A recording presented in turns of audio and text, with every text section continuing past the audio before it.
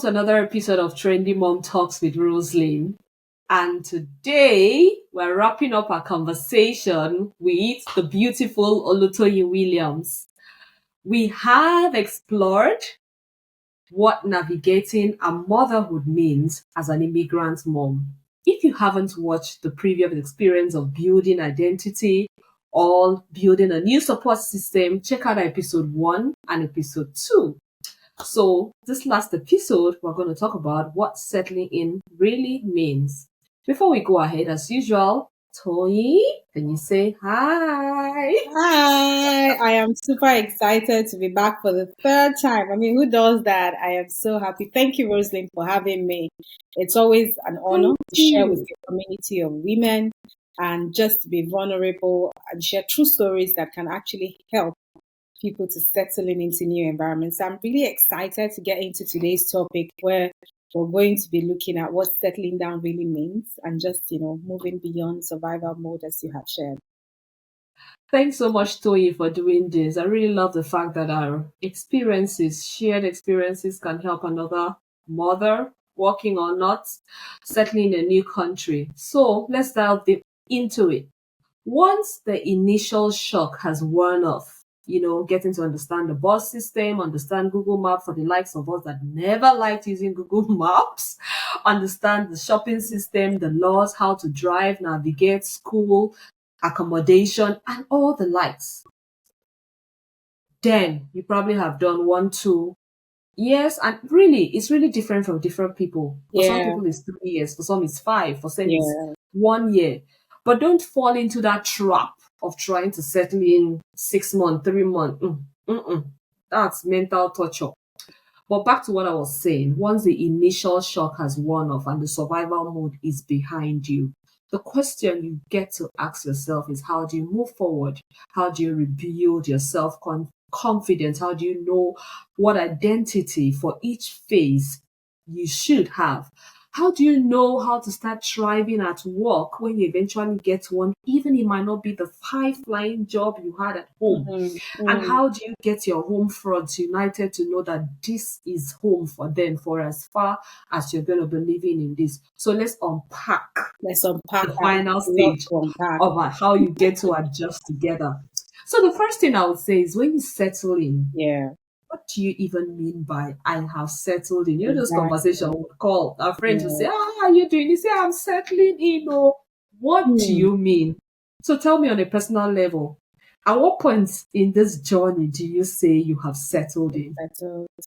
That's a really interesting conversation. I think it just takes me back to one of the things we chatted about, especially starting from, when friends at home would call you and say, how are you settling in? And you're like, oh, we're all settled, we're settling, whatever, terminology you choose to use, whether you're saying we've settled, i.e. it's done, or we are settling, or, meaning that it's still ongoing. In the first instance, I want you to feel comfortable with using whatever label you want to call it. Absolutely. Let's not get boxed into that, situation where you feel like you're under pressure that by now you should have settled. Who came up with that timeline? Who defines it is the word. Like, who defines what's the duration? Who came up with that says this is a timeline for settling? There is no timeline, because every family, every situation is unique. Every person is unique. Your circumstances are unique. The town you moved into, the country you moved into, the laws of the land, all of that uniqueness is what you're going to have to deal with. So let's get past, someone feeling like by now I should be settled. And interestingly, we women, we do it to ourselves as well. We're thinking to ourselves, by now I should be settled. You gave yourself that timeline. That's not a realistic timeline. You settle in and you have finished settled whenever you have finished settled. So please, absolutely, I agree with that. Abuse our minds of that. And I know you and I covered that in one of our conversations, in saying it's an ongoing thing, and you are at liberty to say whenever that period is ended. For me as a person, I think I started to feel settled when, you have this, and it's quite difficult to describe it, but I'll do my best to do it. It's when you're feeling at peace. because if you remember if you remember in your journey, as I remember in my journey, the first few months, I really questioned the move. Like, yeah. like, sorry, what was I thinking again? What were we thinking again? I mean, sorry, can somebody please just remind me? Just remind me. And I'm sorry I'm asking for this reminder. Can somebody just please remind me? Why did we say we were going to do this? What was it again? And it was very useful to have friends, close friends that I could share that with. Because on the surface of it, it does sound and look ungrateful. Like, oh, now you are there, you're complaining. How much did you have to do to get there? Now you're there, you're complaining. But then trust me, it's human nature. And it's really important that you have friends that you can express those innermost feelings to. You say, you know, I don't even know why we decided to come. Like, what were we thinking? This is a complete reversal. However, that happened. That happened to me. And I had friends that I could talk to about that. So they helped me through that phase. And I remember, one day going for my walk, I tried to go on a walk as much as the weather permits and as much as I feel like I can, as often as I feel that I can. And I remember going for my walk and just, feeling this deep feeling of peace. Like, I can breathe. I'm breathing. I'm not gasping for air. I am breathing. I'm breathing. I'm going on this walk, and I'm going on this walk, and I'm actually seeing my environment, and I'm grateful. That made me start to feel settled. By then we had gone through sorting out the house chores and how those routines look like. We had gone through helping the kids to also find their routines and supporting. We had gone through sharing the workload. We had gone through the identity crisis. So there were a lot of phases that I went through to get to that phase when I felt peace. When I felt peace, obviously that also included when I started prioritizing my self-care, my nails, hello. So that's all part of it. It's for me, it's all part of it. It wasn't one without the other. It was that complete, I'd come full circle. Yes, I'm not at the pinnacle of my journey yet, but I feel so much settled because now I have a routine that is supportive of me. I have worked out the way things work in the house. Friday nights are movie nights, pizza, chicken wings, chips, watching movies too. I need to visit your house on a Friday night. You're sure welcome. But all of those things helped me to feel settled, which were the routines we had in Nigeria. Getting back to doing those things because your sense of normalcy has been disrupted by this move. So can you please introduce the things you used to do? If you used to go out on a date, do you want to introduce that? All of that combination made me feel settled. Absolutely, Toyi. Settling in, we've both agreed that settling in is on your own terms, not on anyone's term. For me, settling in too, I think we're kind of aligned. When the kids understood their routine, they could go to school, know what bus to take, and come back, do their check-in via the mobile like they always do. Yeah. And I had peace with that.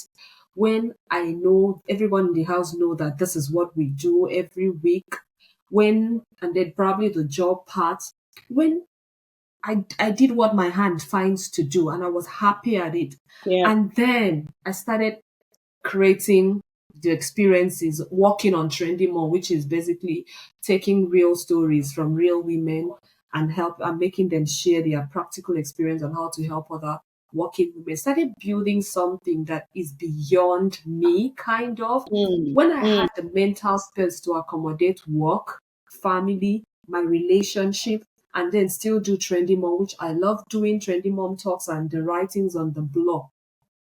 And I found peace. And then I still had space to sit down and journal, to write, to go on my long walks. For me, that is settling in. For some people, you have heard, I'm sure, probably even read online, settling is when you buy your first house, when you buy your first car. Fine, those are tick boxes. Yeah. No problem. That's But you for do me, you. You do you. exactly, you do you. But for me, this is settling in and then getting to understand the system, getting to understand their jokes. If you work in an office space and you have to go to work and they say something and you just are lost, is a joke, everybody's laughing. You're the You're only one trying who to didn't get understand. it. Was that funny? What do they mean? Trying to understand the accent. That is all part of settling in. Yeah. Trying to see the big deal when they celebrate different cultures and different for me, accepting that it's settling in. Accepting the disparity in our culture without opening my mouth like, huh? That's part of Understand what was that? that's part of settling in for me. And getting used to everyone talks about coffee. Can we meet on for a coffee chat? You know me now. Africans, Nigeria. Oh, if we want to go out, we dey chop better food, jollof rice. You know, that was all settling for me. Yeah. Or I remember I went for a function and they said it was lunch. Baby girl came with empty tummy. Empty. My darling You were sister, in the for lunch was different bread the of different types. right. Oh, that is part of settling in. To Yeah. know that when they say lunch, it is not rice and stew, very plenty, plus jollof rice or amala at Mm-mm. a wedu, like my Yoruba people will say. It is just lots of coffee and lots of sandwich. And you have to get used to that. So That I full completely life. agree with you. Yeah. Settling in is when those things don't jolt you. You don't seem Anymore. lost. Anymore. Really, you find peace. You can navigate. You understand that when a train says they are coming by 9, it's 9. If it's going to be 5 minutes late, a big board is showing you Yeah. 5 minutes late and Yeah. apologizing. If it's And going there's to no be one to 1 hour blame late, when they you're are late. sending you an email and Absolutely.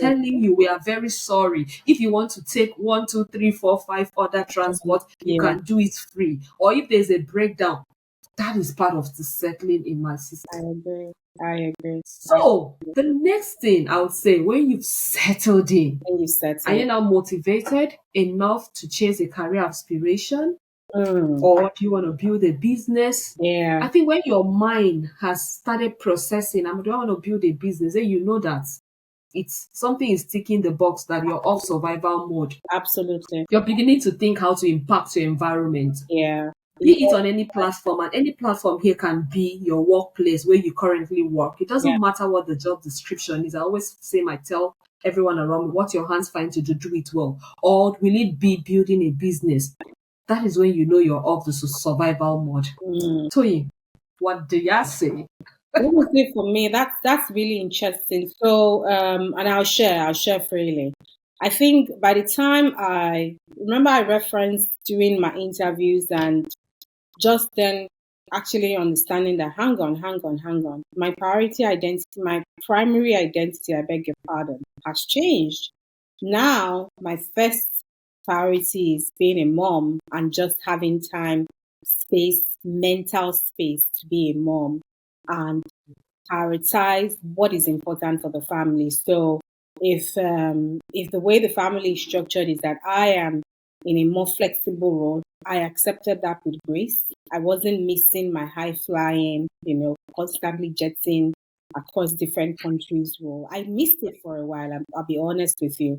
But as soon as I understood what my priorities were, I was able to make peace with that I'm not going to get that role that I'm going to be jet flying around anymore because that's not what would be suitable for the family at the moment. What would be suitable for the family at the moment is finding a role that allows me to be present. So I work from home. Flexible. Flexible. I work from home and I've made my peace with that. Now, beyond that is also then saying, okay, in the phase of life that I am now, what did I want to do? And this took me to go back to the things I'd written out that I wanted to do when I was 40.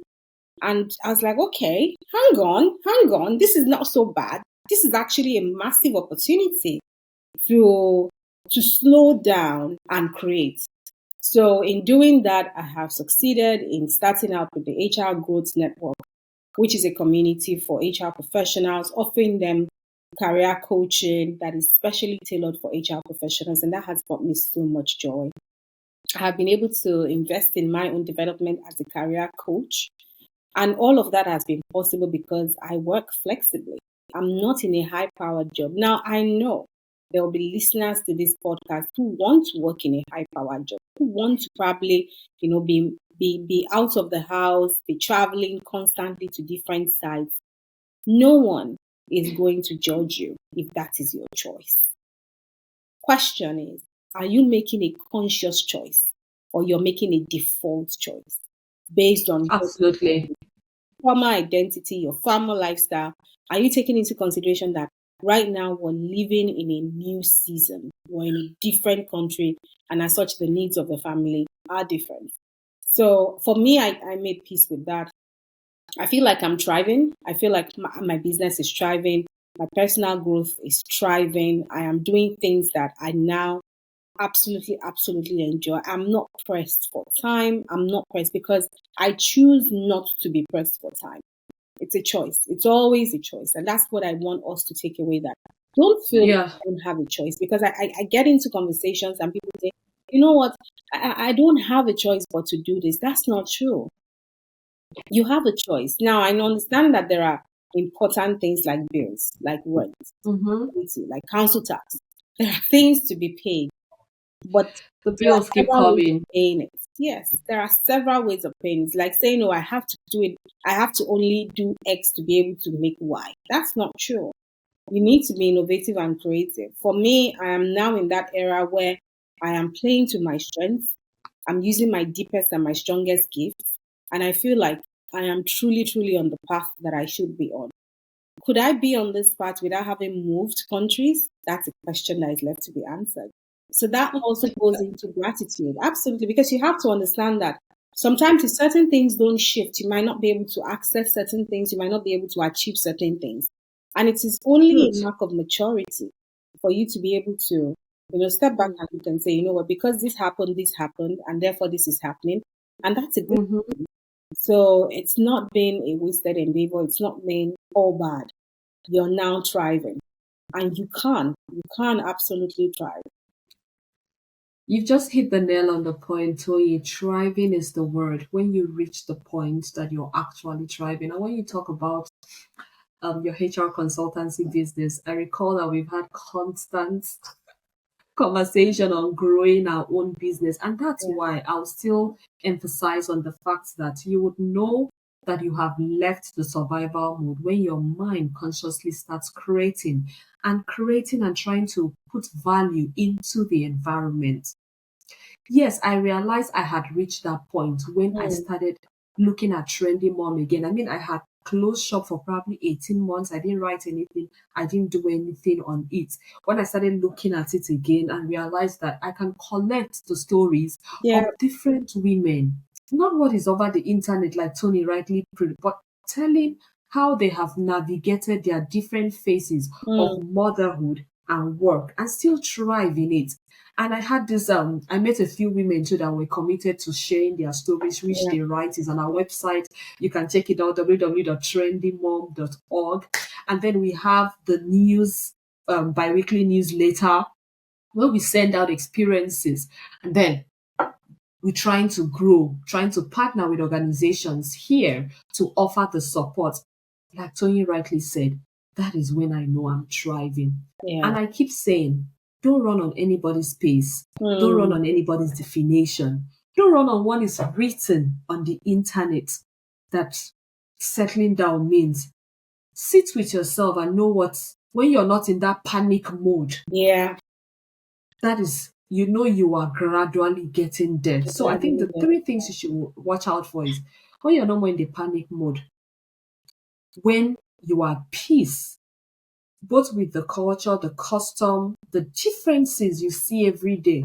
And if you came on with children, when your children are able to fit into the culture, have friends that are from different nations, you know you're beginning to settle. I think the last one are also is when your mind starts creating, looking for opportunities to put value. You can call it business ideas. Some people can do have non for profit or Yep. social enterprise. Yes. Some people can build businesses or find out become co-founders. But when your mind start actively creating, my dear sis, know that you have exited survival mode. Survival mode. So, Tony, as we wrap up this session, what's the one advice you would give other working moms who have immigrated? Remember that this whole series was navigating motherhood and work as an immigrant mom. What advice would you give them? Just one advice. I would try just one advice. One, pace yourself. Pace yourself. Pace yourself. There is no timeline by anyone else. Pace yourself. Pace yourself. And if I can tag on, find a community. You can't do this on your own. You can't absolutely do this on your own. You can't be a superwoman. Not here, not now. Not here, not now. Find a community. So pace yourself and find a community. Those would be my final words. Thank you, Toyi. So settling in as an immigrant working mom, it's more than just adapting to your environment. It's all about finding yourself again in a new context. I hope the conversation between Toyi and I has given you a bit of practical insight and inspiration to continue on your own journey. Thank you for listening to this series of Trendy Mom Talks. And for other series, you can find them on www.trendymomtalks.org/videos. You can find them. Remember, no matter where you are never alone in your experience. So simply put, don't do life alone. Thank you. Thank you so much and take care. Bye. Bye-bye.